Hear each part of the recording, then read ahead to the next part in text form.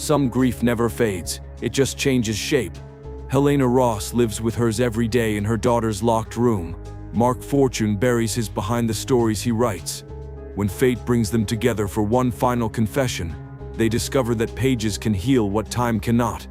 This is a story of two broken souls, trying to piece together the truth from the most painful fragments of memory. To hear this shocking confession in its entirety, find the Ghostwriter on the Best Twists podcast, where I, Clyde, will tell you every last detail. 37. A baby. Impossibly chubby face, her eyes just slits that avoid my own, flitting over everything else. She cries all the time, a piercing shriek, a broken record on repeat. In some ways, she's delicate. In others, she's a battering ram. I feel damaged every time I lift her. I feel wrong. Void of instincts. Lost at what to do with her. The insecurity grows every time I look into Simon's eyes and see his disappointment. It's only been a week, but I think I hate her. I wake up in the small guest room. The room hot. I kick off the blankets, my mouth cottony and metallic, my headache painfully strong. Rolling out of the twin bed, I move over to my bag, my limbs slow as I pull on my jeans and a fresh shirt. Not bothering with clean underwear or a bra. The house is quiet, and I brush my teeth, then head downstairs. His house is an odd mix of clean and dirty.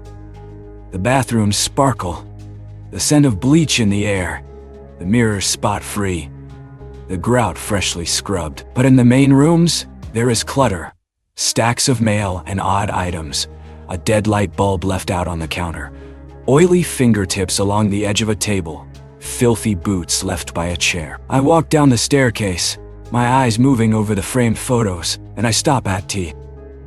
A larger frame, a single page surrounded by a thick mat, a page of stationery, with a copy of a check below it. It's an acceptance letter, the publisher's seal at the top of the page, a flourished signature below 2 paragraphs of congratulatory communication. The book name is there. Memphis Bride. Memphis Bride. He had framed it, or his wife had, like a proud parent with a certificate of achievement poster. Thousands of books were bought each year. Thousands of checks written. Thousands of dreams begun. Probably thousands of framed items like this. Was it my fault his had temporarily died? Without my letter to his editor, would he be writing contemporary fiction, creating books he actually respects? I take another step and move past it. In our industry, the work speaks for us.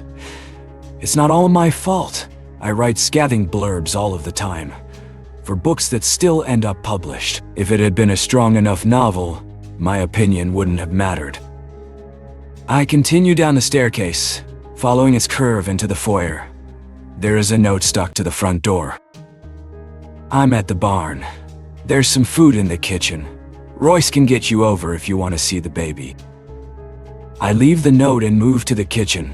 I grab a banana from a bowl on the counter, peeling it back as I take a leisurely tour of the first floor. It's spacious, everything made for a giant. The wide leather couch straight out of an Architectural Digest catalog.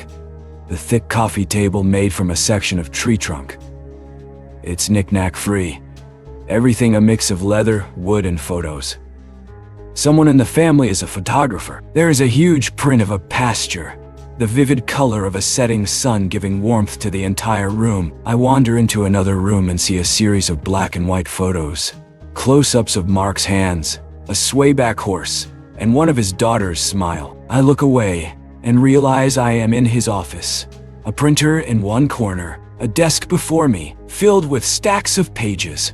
Along the far wall, below a long window, there are bound manuscripts, over 20 of them, and I scan the titles, hunting for and not finding.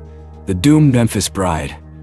I don't look at the walls to see if my framed letter is there. I believe him when he says it is brutal. I don't need proof of that.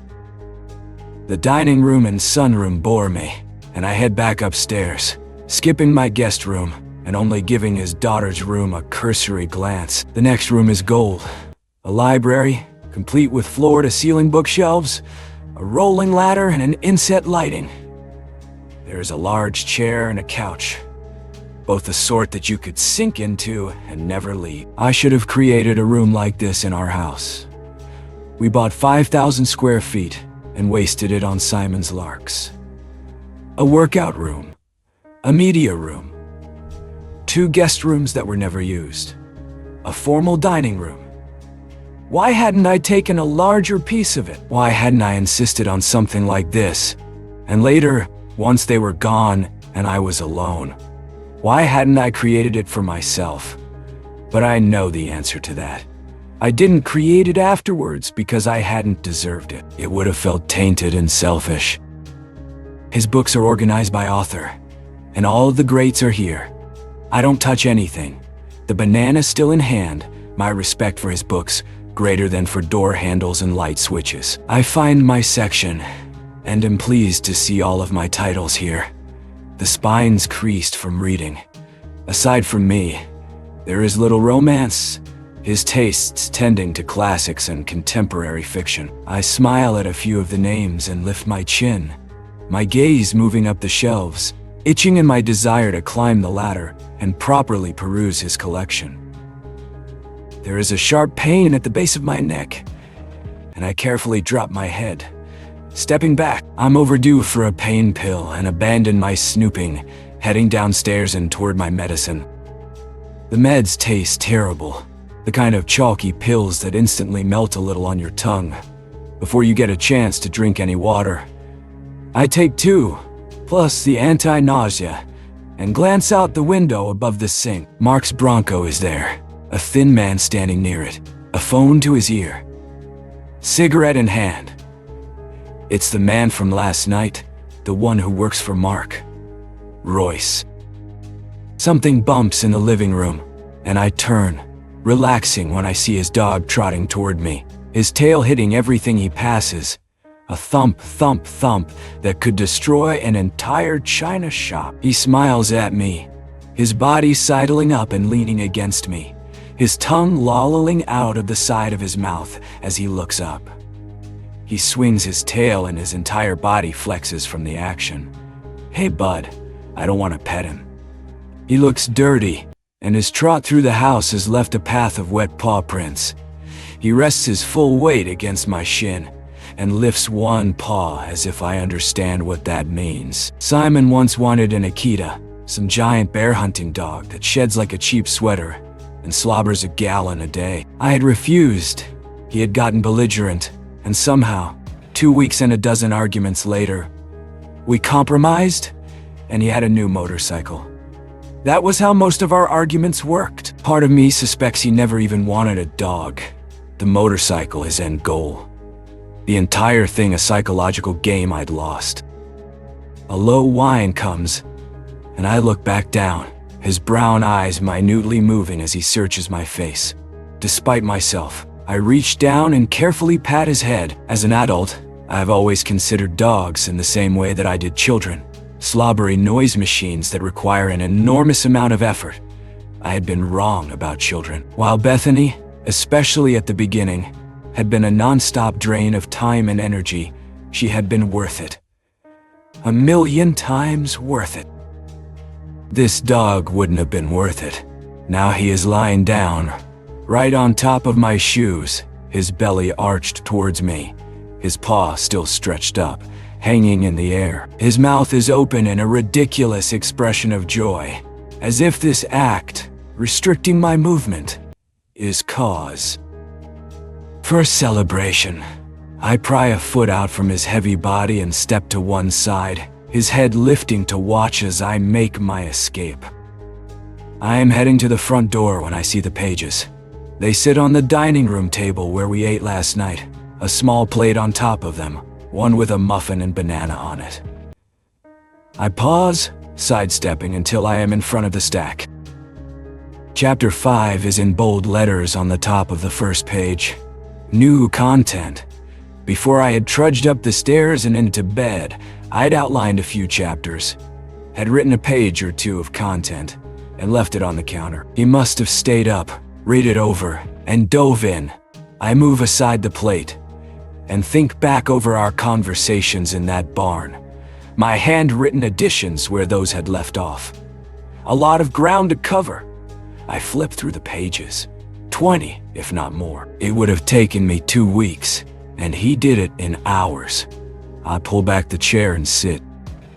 Moving the pages toward me, I barely notice the brush of the dog's body as he settles at my feet. The first pages cover Bethany's birth, and I mark up several passages.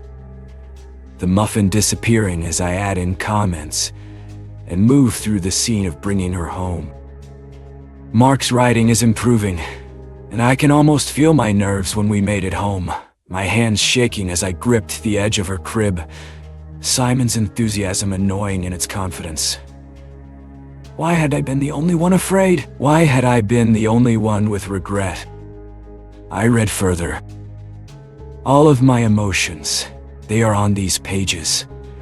They are raw and real, and I regret my sexist opinion that, because he was a man, he wouldn't understand. A knot of anxiety worsens as I read, old emotions rushing back, all the conflict I had struggled with, along with the terrible spite I'd had for my daughter. I push aside the muffin wrapper and force myself to turn the page. 38. I step out of the house an older woman. Reliving those first months with Bethany had been hard, yet nothing compared with what's to come. Royce gives me a ride to the barn. I pet a happy and healthy baby calf goodbye, and 3 hours later, I'm climbing back into the plane. I pause, 1 foot in, and take a moment to inhale the warm air. My muscles pleasantly tired from the exertions. My hair still carrying the scent of outdoors. There is part of me that doesn't want to go home. I can imagine settling into this world, watching the leaves fall from the trees, writing in the mornings and spending afternoons in Mark's library, working through his collection one hardcover at a time. I sit down and close the airplane's door, struggling a little to lock it into place. When he steps in, the plane shifts, and I watch him go through a long process of flipping switches and checking off marks on a clipboard. I read the new pages, I say, once he is finished, the plane slowly easing forward, the propeller humming along. And they were good. The words seemed too small. Really good. The corner of his mouth lifts a little, a deep dimple popping out amid all of his stubble. I'm glad you liked them. I was worried it was too. Why? No. I look out the window toward the hangar. It was good. He passes me a headset and pulls on his own, his voice deep and competent as he speaks to the traffic controller. I take the excuse and close my eyes, working through his new content in my mind. We are working in chronological fashion, a way which on its own will probably bore the reader. Later, Pridgeon will restructure it, put in hints of the future, and change up the structure of the delivery. But for now, what's important is that Mark sees and tells the events in the way I experienced them. The reader needs to understand the emotions I felt, the catalysts and reasoning behind the decisions, and the mistakes I made. They'll still judge me, despite the 300-page explanation, but maybe some of the millions of readers will understand me. Once we are airborne, the wings leveling off, Mark's hands relaxing on the throttle, I pull out my laptop and start to write, picking up where Mark's last content had left off. Bethany's 10th month of life. And for an hour, Mark silent, the hum of the engine my backdrop. I dive deeper than just an intro. I relive a moment and put it all on paper myself. 39. I'm not your patient. I cross my arms so she can't see my hands shake. This is the problem with having a mother who's a shrink. You can't do anything without it being analyzed, criticized, and classified. You need to talk to someone you can trust, Helena.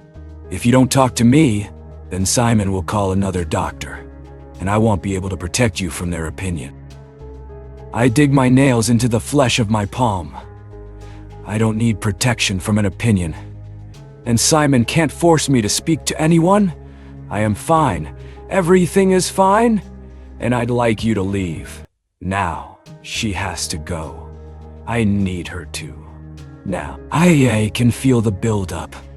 The transition from irritability to anger to rage. The rage is almost here, and I fight the urge to physically shove her out the door. Explain to me what happened. I look away.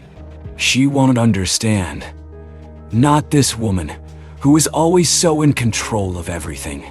The woman who has never erred in her motherly duties, never skipped a beat over handling things without the assistance of a man. Meanwhile, I've fallen apart because of baby formula. Clumping baby formula. I'd moved it to a bowl, had gotten out the smallest whisk we had, and had beaten the mixture until my palms blistered. Still, clumps. Clumps and I didn't have time for them. When I'd tried to pour the formula into the bottle, it had clung to the lip of the bowl and dripped back, getting all over the counter. Another waste of time. I'd taken out my frustration on my cell phone first. A forceful and intentional slam of iPhone against the kitchen floor. The job finished by the heel of my shoe. I'd stared down at the cracked screen and felt no relief. I'd gone for the glass bowl next. Its crash much more satisfying. The noise delightfully loud until Bethany had reacted. Her eyes pinching shut, her mouth opening, a shrill scream pealing out. I eyed her, her feet kicking, one sock missing, her body bucking against the high chair, gripping the bottle of formula in my hand. I'd attempted to take a deep, uninterrupted breath. It was clear what should be done. Crying babies should be picked up and soothed, rocked and fed and burped. The issue was that I wasn't the woman to do that job. I was a woman who hadn't written in 4 days, with a deadline looming, who had barely slept in the last 48 hours. And Bethany never sleeps. She never stops. She constantly needs. Deal with it. Not when I had another family that needed me.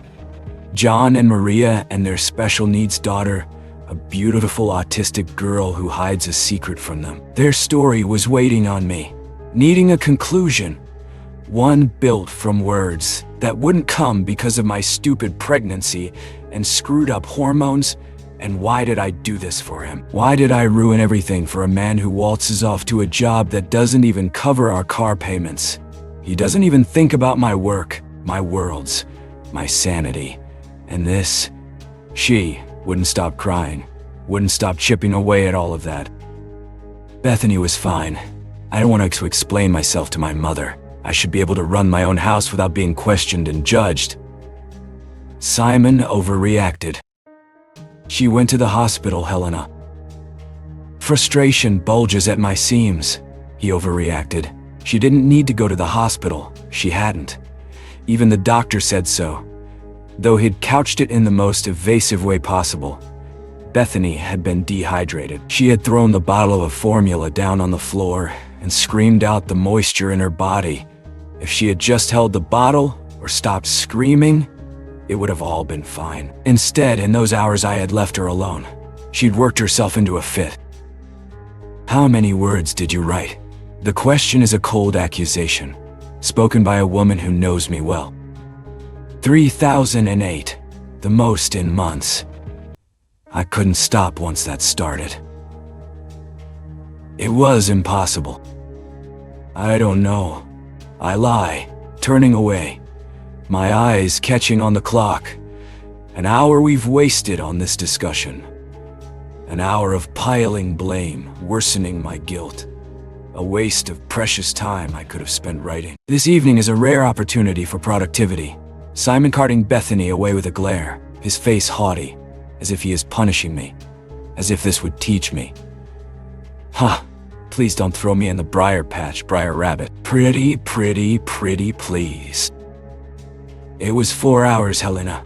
4 hours. She sticks the final words as if she's a gymnast nailing a landing.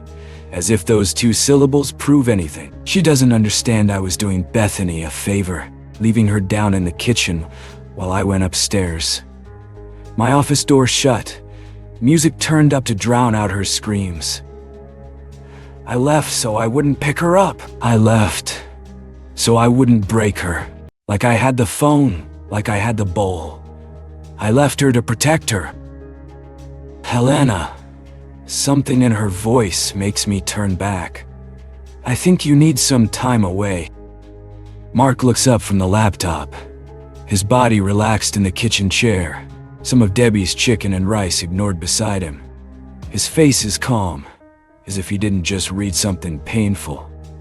Something that stamps unfit mother in giant font across my forehead. Some time away? He asks. I pull my hair up, twisting it into a knot, the skin on the back of my neck damp with sweat. She meant a mental institution. Mother hadn't called it that, of course. She'd proposed it as a postpartum treatment center, the sleek brochure touting massage therapists, group classes, and non-stop counseling. Did you go?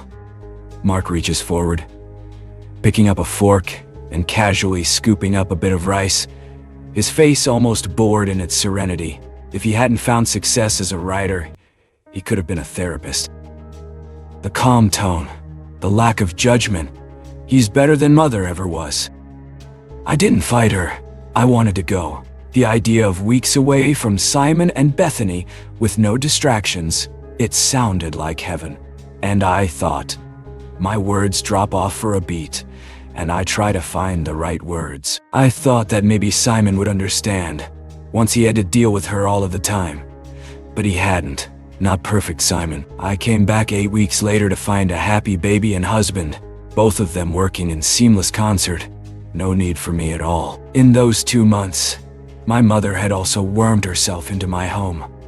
Her grocery lists tacked to the fridge, her magazines on my coffee table, new postnatal vitamins and organic foods stocked in our pantry.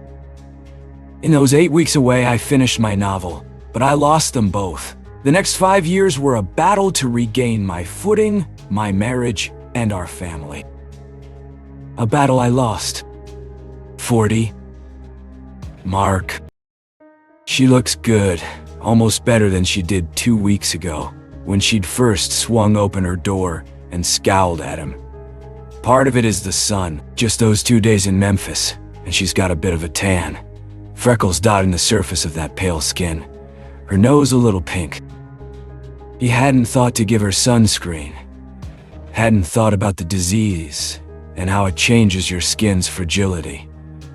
But sunburnt or not, she looks better. Her shoulders have lost their hunch, her eyes burn with attitude, and she even, on rare occasions, laughs. With Ellen, he used to get a laugh just from smirking at her. But with Helena, each laugh is like the final line of a difficult chapter. Exhausting to get to, but worth the hours of headache when it finally comes. They are so different, Ellen and Helena, not only in their personalities, but in how they handled their prognosis. Ellen had fought it in every way she could. Helena doesn't seem to care that she is going to die. She doesn't seem to have fear, or dread, or any emotion whatsoever. The cancer, the medicine, it is all an annoyance to her. Something to step over in her path to get to the next page, the next chapter, the next scene. Everything in her is focused on this book. Her head droops against the office couch, and he considers the pillow, which has shifted out of place underneath her neck. She hadn't wanted a pillow. She had told him, in the sort of tone you'd use on a disobeying dog, that she wouldn't be sleeping. We need to work. She had chided, shoving her laptop open, her settle into the couch almost defiant. We have to catch up from this weekend. I'm not going to be sleeping. He had grabbed the pillow anyway, ignoring her hostile glare when he'd stuffed it under her head. Now, a low snore drags through her open mouth, the sound waking her up, and she starts in her seat. I'm not sleeping, she calls out loudly, though he sits just 2 feet away, hunched over the desk. Okay, he calls back, as if he can't care less, his pen moving across the crossword puzzle page, filling in the boxes with neat and careful letters. SPHALT. Before he finishes the next clue, she has fallen asleep again, another soft sound coming out of her open mouth. He closes the crossword book and sits for a moment, watching her. 2 weeks together and they've finished the first 7 chapters. She's refused to give him a full outline, so it's hard to tell how far into the story they've gone. At this pace, they should be fine, finishing the manuscript and submitting it to publishers before she gets too bad. He'll get paid and be back in Memphis by Thanksgiving, spending Christmas with Maggie while Helena. His chest grows tight like it hasn't for a long time. There in the recesses of his chest, the yearn for a drink. He reopens the crossword and stares at the rows of blocks and blanks, dark specks blurring as he struggles to focus. Adult insect, 12 across, 5 letters.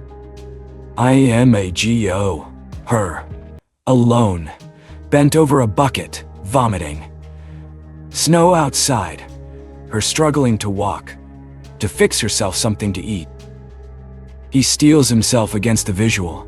She's a wealthy woman. She can afford nurses, 24-hour care. Kate will come. Kate will be here. Surely, it won't be like that. One of her hands curls against the white fabric of her sweatshirt, and he watches it. The thin fingers, the blue veins along its back. Such tiny hands to create such huge worlds. He looks back down at the page, but his mind is blank. 41. I'm worse. I didn't think I could be worse, but my body is an asshole. When I roll over on the couch, I feel my stomach heave. When I close my eyes, the room spins. Everything aches. Everything tastes terrible. I am freezing, yet I can see the damp stains underneath Mark's armpits and the sweat dotting his forehead when he brings me hot tea. When I made it to the bathroom, I looked at the thermostat.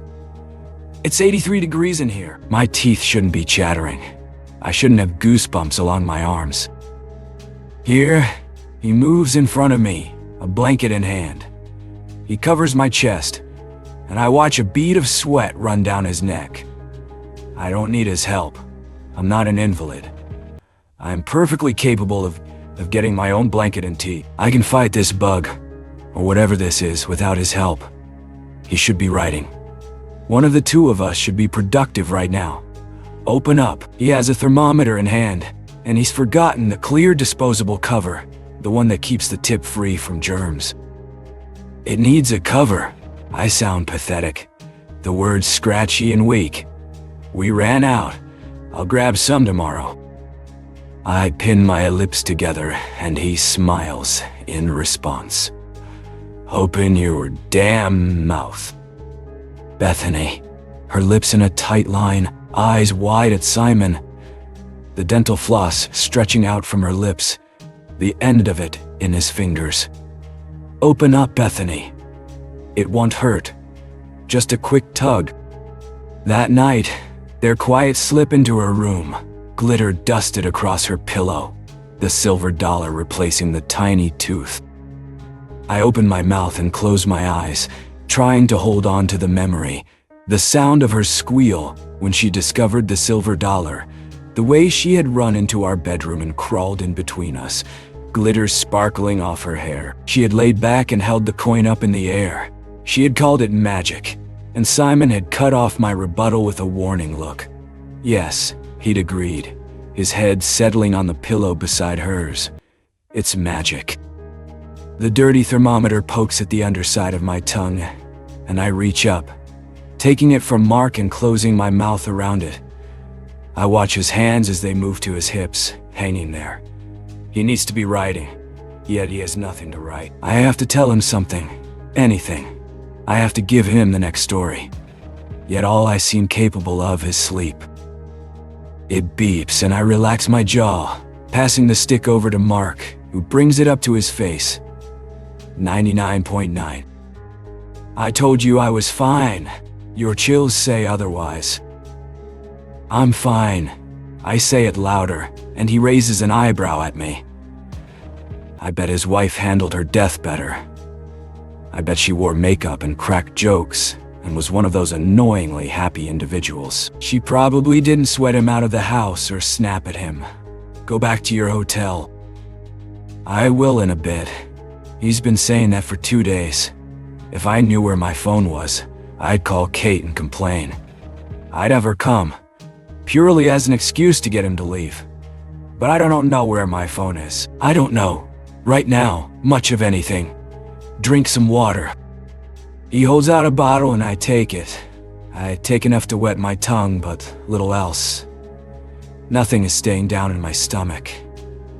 My body, like my mind, hates me. 42. My flu gives up, and 2 days later, I am able to eat a real meal. Kate comes to town and brings a Scrabble board. We play in the kitchen, and I beat them handily. When they leave, it is together. I watch his hand on the small of her back and feel a faint pull of longing. It's been so long since I was touched, caressed, cared about. There had been a kiss between Simon and I the morning that he died. A brief peck on his way out the door. In that kiss, had there been love? It's hard to remember, my memory's tainted by everything else that happened that day. October comes, and I outline, write an intro, and tell Mark about Bethany's second year. It was better. Less crying, less frustration. Her words grew from day to day, hesitant pronunciations, a wide grin flashing at our praise. Mark and I sit on the back porch and watch the last leaves fall off the trees, and I tell him about our walks, how Simon and I would take her hand and swing her into the air, the toes of her sneakers flashing at us before she landed. Mark builds a fire in the living room, and I describe the forts we built all over the house, sheets stretched across dining room chairs, and tucked under couch legs, flashlights lighting the interiors, a sea of pillows inside. I lie on the couch, watching the slow spin of the fan, and tell him about her singing, her tiny voice filling the bathroom, my fingers working berry shampoo into her hair. Sing, Mommy. She had held out an imaginary microphone, and I had leaned in close, wiping away my hair with a sudsy hand. Paired with her voice, mine sounded huge and deep, our melodies echoing off the tiled walls. Before she'd get out, she'd draw smiley faces in the fog glass of the shower door. I wake up and hear Mark's hushed voice, his phone to his ear, his back to me as he paces through the hall. He says his daughter's name, and then laughs at something she says. I close my eyes and float back down into nothing. The days blur in a mix of pills and mounting exhaustion, and when I wake up, he has written 2 more chapters, moving us into Bethany's happy days. Her adorable time as a 3-year-old. I read over his words, smile and nod, my pen scratching notes in the margins. I try to focus on those happy memories, those bright moments of her life, but I can't enjoy any of it. Not when I know what is coming up next. 43. Do we all live in such oblivion? I thought he loved me.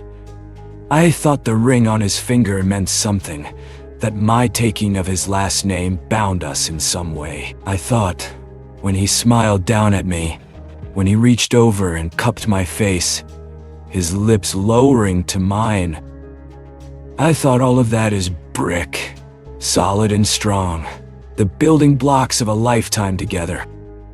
The letter, folded over and tucked into the back pocket of his jeans, rescued in the moment before they drop into the washing machine, changes all of that. In that letter, in the moment I read her words, everything pure and lovely between us implodes.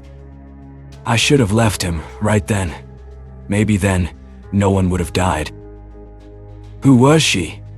Mark passed the hot cocoa over, and I took it cautiously, watching the creamy liquid almost slosh over the rim. I lifted it to my lips and stole enough off at the top to reduce the risk of spillage. I haven't had hot chocolate in forever, I remarked, lifting the giant can of whipped cream and carefully dispensing a giant mound of it into the cocoa. Helena. He leaned against the counter, his arms crossing. Who was she? I don't know. I pick up a handful of mini marshmallows and drop them into the cup. Picking up the concoction, I move through the empty dining room, into the living room, carefully settling down on the floor before the fire. I'd always wondered about Simon's fidelity. A man that attractive, that funny, that kind. I knew how women looked at us, compared us, plotted against us. He was the husband they all wanted. I was the odd girl with the big ears and flat chest, the one who nagged and scowled and never let Simon have any fun. "Did you try?" He follows me into the room, crouching before the fire and grabbing the poker from the hearth.